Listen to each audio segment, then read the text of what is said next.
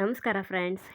ಇವತ್ತು ಒಂದು ರೆಸಿಪಿನ ನಾನು ನಿಮ್ಮ ಜೊತೆ ಶೇರ್ ಮಾಡ್ಕೊಳ್ಳೋಣ ಅಂತ ಹೇಳ್ಬಿಟ್ಟು ವಿಡಿಯೋನ ಪ್ರಾರಂಭ ಮಾಡಿದ್ದೀನಿ. ಏನಪ್ಪ ಆ ರೆಸಿಪಿ ಅಂತ ಹೇಳಿದರೆ, ನೀವು ನೋಡ್ತಾ ಇರ್ಬೋದು, ನಾನು ಚಟ್ನಿ ಅಂತ ಹೇಳ್ಬಿಟ್ಟು ಬೇಯಿಸಿದ ಚಟ್ನಿ ಮಾಡ್ತಾಯಿದ್ದೀನಿ. ಅದನ್ನು ಯಾವ ರೀತಿಯ ಮಾಡೋದು ಅಂತೇಳಿ ನಿಮ್ಮ ಜೊತೆ ಶೇರ್ ಮಾಡ್ತೀನಿ. ನಾನು ಯಾವ ರೀತಿ ಮಾಡ್ತೀನಿ ಅನ್ನೋದನ್ನು ನಿಮ್ಮ ಜೊತೆ ಶೇರ್ ಮಾಡ್ತೀನಿ. ಒಬ್ಬೊಬ್ಬರು ಒಂದೊಂದು ರೀತಿಯಾದಂತಹ ಚಟ್ನಿನ ಮಾಡ್ತಾರೆ. ಇದನ್ನು ಬೇಯಿಸಿ ಚಟ್ನಿನ ನಾನು ಯಾವ ರೀತಿ ಮಾಡ್ತೀನಿ ಅಂತ ನಿಮ್ಮ ಜೊತೆ ಶೇರ್ ಮಾಡಿದೆ. ಸಿಂಪಲ್ಲಾಗೆ ಮಾಡ್ತೀನಿ.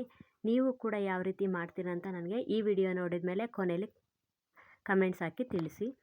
ನಾನು ಹಸಿಮೆಣಸಿನಕಾಯಿ ಮತ್ತು ಬದನೆಕಾಯಿ, ಟೊಮೊಟೊ ಕಾಯಿ ಈ ಮೂರನ್ನು ತೊಗೊಂಡ್ಬಿಟ್ಟು ನಾನು ಚಟ್ನಿನ ಮಾಡ್ತೀನಿ. ಯಾವ ರೀತಿ ಮಾಡ್ತೀನಿ ಅಂತೇಳ್ಬಿಟ್ಟು ನೋಡಿ ನೀವು.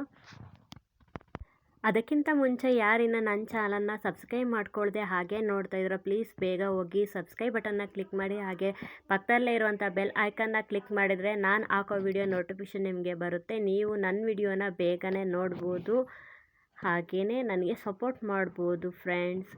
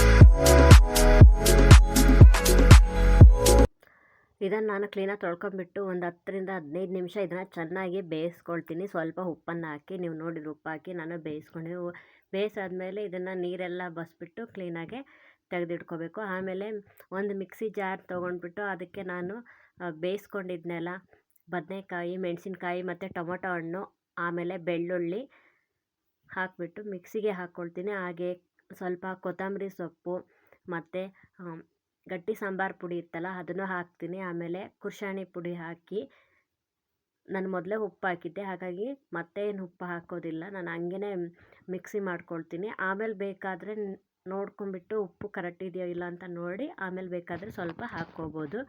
ಇದಿಷ್ಟನ್ನು ಸ್ವಲ್ಪ ನೀರು ಹಾಕ್ಕೊಂಬಿಟ್ಟು, ಆಮೇಲೆ ಹಸಿ ಕೊಬ್ಬರಿನ ನಾನು ಹಾಕ್ಕೊಳ್ತಾಯಿದ್ದೀನಿ. ಸ್ವಲ್ಪ, ಜಾಸ್ತಿ ಬೇಡ. ನೀವು ಬೇಡ ಅಂದರೆ ನೀವು ಹಾಕ್ಕೊಡದೇ ಇದ್ರೂ ನಡೆಯುತ್ತೆ. ನಾವು ಹಾಕಿದರೆ ಚೆನ್ನಾಗಿರುತ್ತೆ ಅಂತ ಹೇಳ್ಬಿಟ್ಟು ನಾನು ಹಾಕ್ತೀನಿ. ತುಂಬಾ ಚೆನ್ನಾಗಿರುತ್ತೆ ಕೊಬ್ಬರಿ ಹಾಕಿದರೆ. ಹಾಗಾಗಿ ಇದನ್ನು ನಾನು ಮಿಕ್ಸಿ ಮಾಡ್ಕೊಳ್ತೀನಿ. ಮತ್ತು ನೀವು ಕೇಳಬೇಡ್ರಿ, ಇದೇನು ಎಲ್ಲರೂ ಮಾಡೋದನ್ನೇ ಮಾಡಿ ತೋರಿಸ್ತಾ ಇದ್ದಾಳೆ ಅಂತ ಹೇಳ್ಬಿಟ್ಟು. ನನಗೆ ಗೊತ್ತಿರೋದಕ್ಕೆ ತುಂಬ ಜನ ಏನು ಗೊತ್ತಿಲ್ಲದೆ ಇರೋರು ಇದ್ದಾರೆ. ಅವರಿಗೋಸ್ಕರ ನಾನು ವಿಡಿಯೋನ ನಾನು ಯಾವ ರೀತಿ ಮಾಡ್ತಾಯಿದ್ದೀನಿ ಅಂತ ಶೇರ್ ಮಾಡ್ತಾಯಿದ್ದೀನಿ. ಮತ್ತು ಇದೇನು ಚಟ್ನಿ ಮಾಡೋದೆಲ್ಲ ತೋರಿಸಿದಾಳೆ ಅಂತ ಅನ್ಬೇಡಿ, ಕಮೆಂಟ್ಸ್ ಹಾಕಬೇಡಿ. ಆಮೇಲೆ ಒಂದು ಬಾಣಲೆಯಲ್ಲಿ ನಾನು ಬಿಸಿ ಮಾಡೋಕ್ಕೆ ಒಗ್ಗರಣೆ ಮಾಡ್ಕೊಳ್ಳೋಣ ಅಂತೇಳ್ಬಿಟ್ಟು ಬಾಣಲೆ ಇಟ್ಟು ಎಣ್ಣೆ ಹಾಕಿ, ಅದಕ್ಕೆ ಏನು ನಾವು ಒಗ್ಗರಣೆ ಹಾಕ್ತೀವೋ ಸಾಸಿವೆ, ಕರಿಬೇವು ಹಾಕಿಬಿಟ್ಟು ಚೆನ್ನಾಗಿ ಆ ಎಣ್ಣೆ ಕಾದ್ಮೇಲೆ ಈರುಳ್ಳಿ ಹಾಕ್ಬಿಟ್ಟು ಒಗ್ಗರಣೆ ಮಾಡ್ಕೊತಾ ಇದ್ದೀನಿ. ಅದ್ರ ಜೊತೆಗೆ ಶೇಂಗಾ ಬೀಜ, ಹಸಿ ಶೇಂಗಾ ಇರುತ್ತಲ್ಲ ಅದನ್ನು ಹಾಕಿ ಟೇಸ್ಟ್ ಕೊಡುತ್ತೆ. ಕಡಲೆಬೇಳೆನ ಹಾಕ್ತಾರೆ, ನಾನು ಶೇಂಗಾ ಬೀಜ ಹಾಕ್ತಿದ್ದೀನಿ. ತುಂಬಾ ಚೆನ್ನಾಗಿರುತ್ತೆ. ಚಟ್ನಿ ಜೊತೆ ಶೇಂಗಾ ಬೀಜ ಸಿಗ್ತಾಯಿದ್ರೆ ತುಂಬಾ ಟೇಸ್ಟ್ ಇರುತ್ತೆ ಅಂತ ಹೇಳ್ಬಿಟ್ಟು ಶೇಂಗಾ ಹಾಕ್ತೀವಿ. ಹಾಗೆ ಈರುಳ್ಳಿ ಹಾಕಿ ಒಗ್ಗರಣೆ ಮಾಡ್ಕೊಳ್ತಾ ಇದ್ದೀನಿ.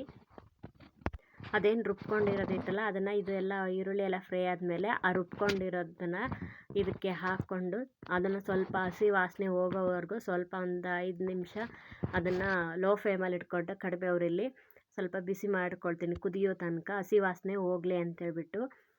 ಸಾಂಬಾರು ಪುಡಿ ಹಾಕಿರುತ್ತಲ್ಲ ಹಾಗಾಗಿ.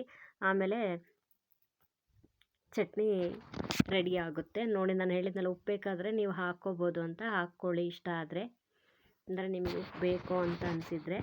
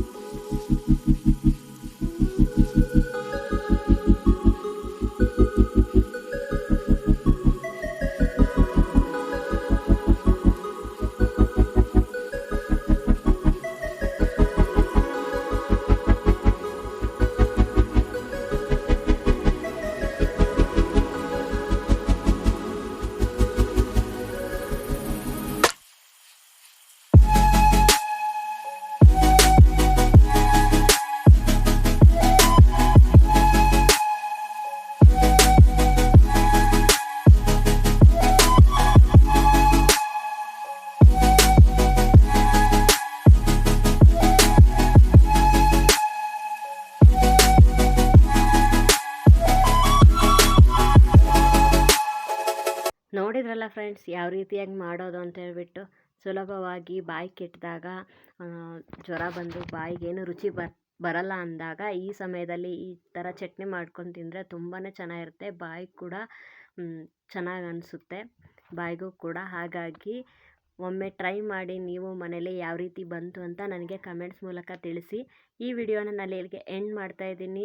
ಈ ವಿಡಿಯೋ ನಿಮಗೆ ಇಷ್ಟ ಆಗಿದ್ದರೆ ಪ್ಲೀಸ್ ಲೈಕ್ ಮಾಡಿ, ಶೇರ್ ಮಾಡಿ, ಕಮೆಂಟ್ಸ್ ಮೂಲಕ ನಿಮ್ಮ ಅಭಿಪ್ರಾಯಗಳನ್ನ ತಿಳಿಸಿ. ಹಾಗೆ ಸಬ್ಸ್ಕ್ರೈಬ್ ಮಾಡ್ಕೊಳ್ದೇ ಇದ್ದರೆ ಪ್ಲೀಸ್ ಒಂದು ಸಬ್ಸ್ಕ್ರೈಬ್ ಮಾಡ್ಕೊಳ್ಳೋದು ಮಾತ್ರ ಮರಿಬೇಡಿ. ಟಾಟಾ, ಬಾಯ್ ಬಾಯ್.